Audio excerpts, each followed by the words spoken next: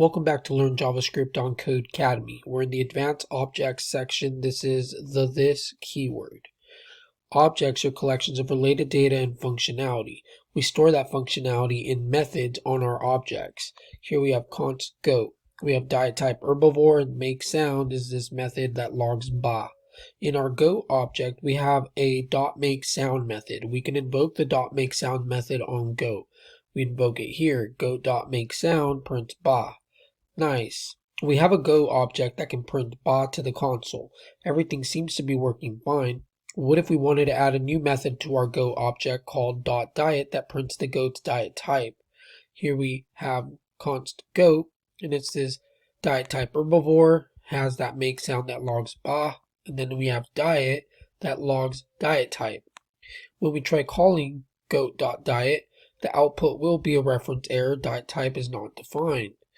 That's strange. Why is diet type not defined even though it's a property of goat? That's because inside the scope of the .diet's method, we don't automatically have access to other properties of the goat object. Here's where the this keyword comes to the rescue. If we change the .diet method to use the this, the .diet works. Here we have const goat has diet type herbivore, it makes sound ba. Diet is now log this .diet type. When we call it out here, we do have access to the .diet method, which will give us herbivore. The this keyword references the calling object, which provides access to the calling object's properties. In the example above, the calling object is goat, and by using this, we're accessing the goat object itself, and then the diet type property of goat by using property.notation. Let's get comfortable using the this keyword in a method. Our instructions say, let's create a new object to practice using this. In main.js, there's an object, robot. Add a property of model and assign to it a value of 1E78V2. Add another property, energy level, and assign to it a value of 100. Let's do both of those now. Run it. We do pass. 2 says, inside the robot object, add a method named provideInfo. Inside the body of provideInfo, return the following string by using interpolation. Let's copy this. Replace model and energy level with the calling object's model and energy level property. Remember, to get the access to the calling object's properties inside a method, you have to use the this keyword. So let's do that now.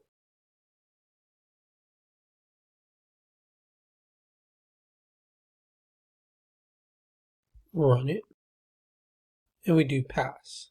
3 says, now to check .provideInfo has access to the internal properties of robot. Log the result of calling .provideInfo method on robot to the console. Let's do it here. Run it. Don't forget to add the parentheses. Run it. We do pass, and we do get access to model and to energy level. If we zoom out, we do have that 100.